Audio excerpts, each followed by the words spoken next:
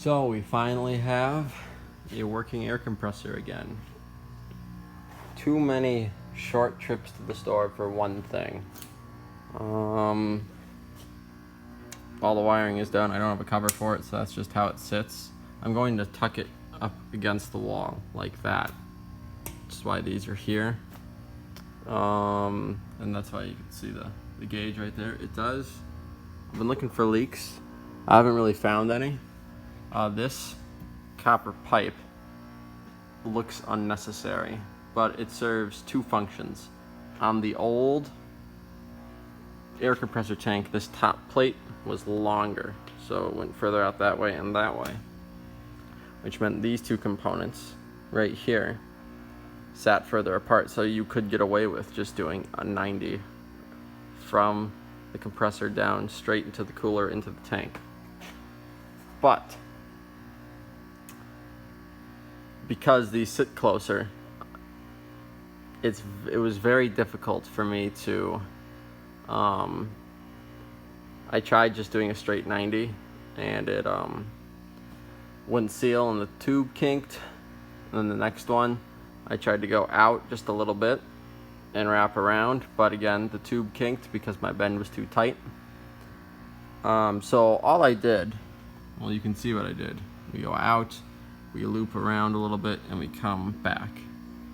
And you know, it was much easier for me to make by hand because this stuff likes to kink really easy. I mean, you can see it's starting to kink there. Right there, it's starting to kink, and this was all very gradient bends, as you can tell. This was not one big bend with a die. This was a bunch of little bends all the way around. Same thing with this bend, a bunch of little bends. But the only thing that was difficult was really the tube. The rest was just getting parts. And the second function that this tube serves is it's kind of a heat sink. Like on those cold days, this extra surface area will help it shed heat because this motor really doesn't get super hot. This motor is pretty well ventilated. But I'm thinking of having some sort of fan running as well. Just a separate electric fan. I could figure out a way to run it, like get a double pulley instead and have it come up and make a bracket for a fan, but that's just, I just feel like I should just get an electric fan that has independent control so that the fan can run when the compressor isn't and keep it cool. But I'm thinking of having a fan blowing this way over the cooling fins and over this copper pipe to help keep things cool. Yeah, that's pretty much it. The tank drain, I changed it. The old tank had a water spigot on the side of a house, and this is a petcock out of a radiator. So it's still there, and it doesn't sit down so far. I don't kick it when I go by and stuff, so that's nice. Yeah, but that's pretty much it. And if we want to in the future, well, not if we want to, when I have a sandblaster in the future, we can tap off right here. We can get a nice 1/2 inch line, 5/8, whatever is required, and we can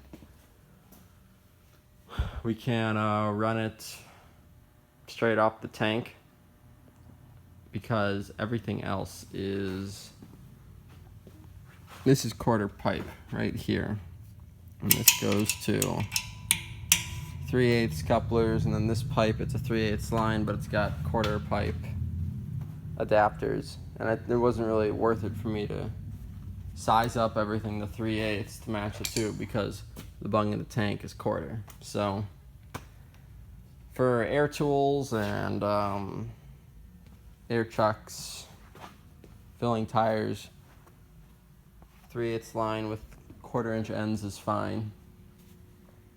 But for sandblasting and painting, I'm gonna want to go right off the side right here with a 1/2 inch, which I can do.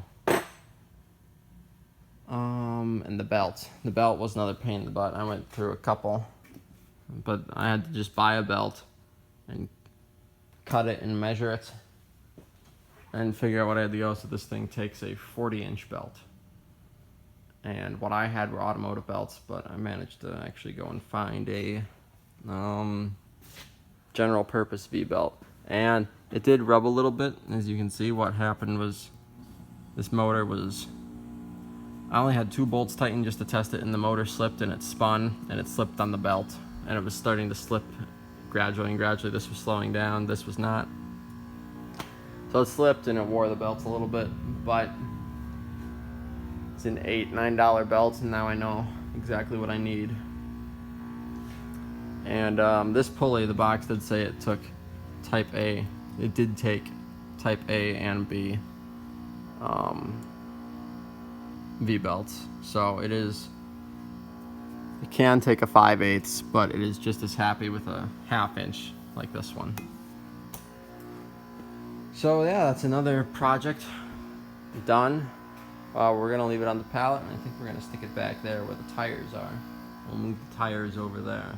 And then that line down there runs up the side up to my workbench, which I have half the wood for. You guys will like it. It's gonna be about the same height as my toolbox, 3 feet deep, or just over 3 feet deep, and then from here to the wall is 10 feet, so it's gonna cover this whole area. And then it's gonna have a hutch, so actually like a box shelf, so I can put stuff on top of that as well. So I'll have 2 shelves on top, because I really have to, with my minimal floor space, I have to maximize my vertical storage, and I really should start using that more often. But I have I've got just over 700 square feet in the shop, and I'm not giving up my relaxation corner. That is the man cave part of the garage. So yeah, it's gonna be good. I just gotta pick up the 2x6s and 4x4s, and it'll be good. But this air compressor was really a thing that had to be done, and in between work and stuff, I've been getting it done. Thank goodness. The truck is next. Parts are on the way for the rear end and the front end and all the leaf springs. So we can get the leaf springs hung, we can get the rear end under here and weld the perches on. And yeah, once we get a rolling chassis, I'm gonna pick up another set of the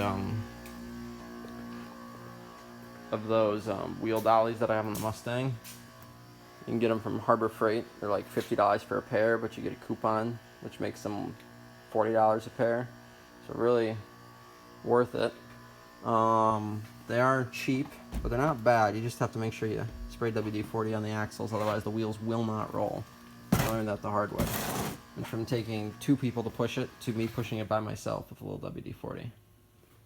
So we get those, and then we can move around the frame easier.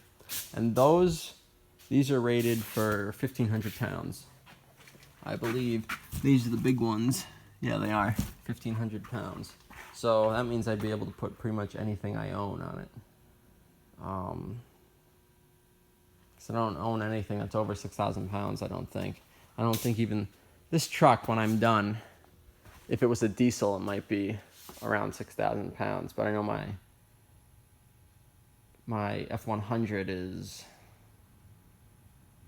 close to 4,000 pounds with me in it.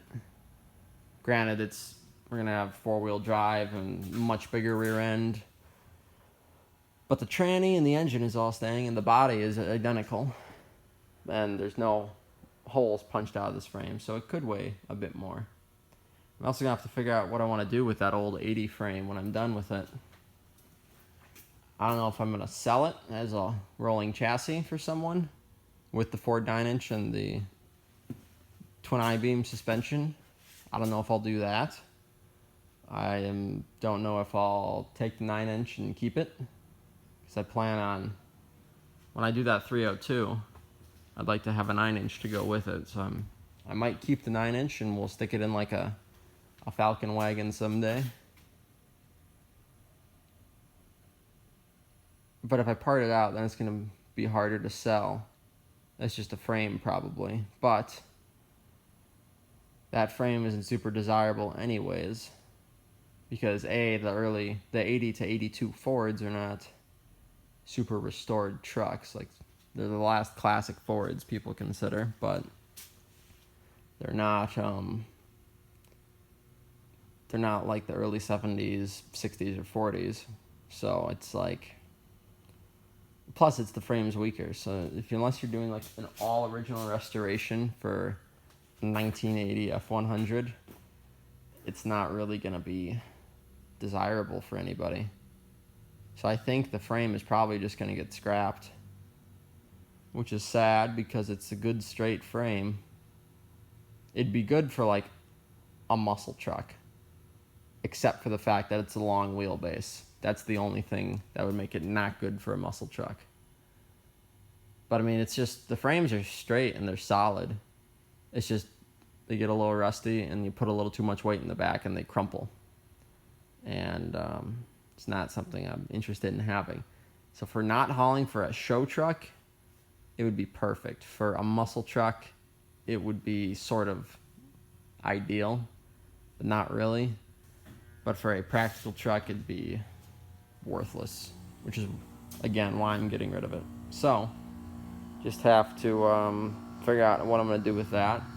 I got to get the Triumph running. Finally got all the parts for that. Needed new ignition coils because the old one's cracked. Also just a lot of shop stuff. I'm out of acetylene for my torch. A lot of cleaning to do. More organizing. Got to build that bench. I got another motorcycle I'm building for someone. I got a 68 Honda, which is why I need the bench up so I can get the motor down here and take it apart. And that'll be a fun series to do on YouTube. But yeah, I gotta get this back together. Upgrading the electronics, new coils, new coil wires. Gotta do an oil change. It's currently leaking oil. The points ignition, the ignition in general. If you have electronic or points, it's behind this plate right here, which is running off the exhaust camshaft, and that seal is leaking. So it's actually leaking motor oil into the points and causing a misfire, which is bad. And this motor will need a rebuild eventually. It likes to leak oil. See all this oil in the motor? It likes to leak out of the end of the rocker right there. So you have to this motor will have to be rebuilt within a couple of years, but we just want to get it running for now until we get the Honda up and running, which is far and away, I think, a fantastic bike. Better engineered, more reliable because it's Japanese. The side pipes are real sexy, but it's not a Triumph Bonneville. Despite all the headaches this bike gives, it's a classic Triumph, and there's nothing like it. It's temperamental and it's finicky and it's annoying to work on, but it sounds so good when you're on it. When it runs, the few times it runs, it sounds awesome. So yeah, it's pretty much all, and I gotta get this bike done too. Gotta get low gear, but the compressor is done. One thing is done, so I'm gonna clean up this huge mess, and I think we'll go to the tavern after we get this cleaned up. I think I've earned it. So till the next one.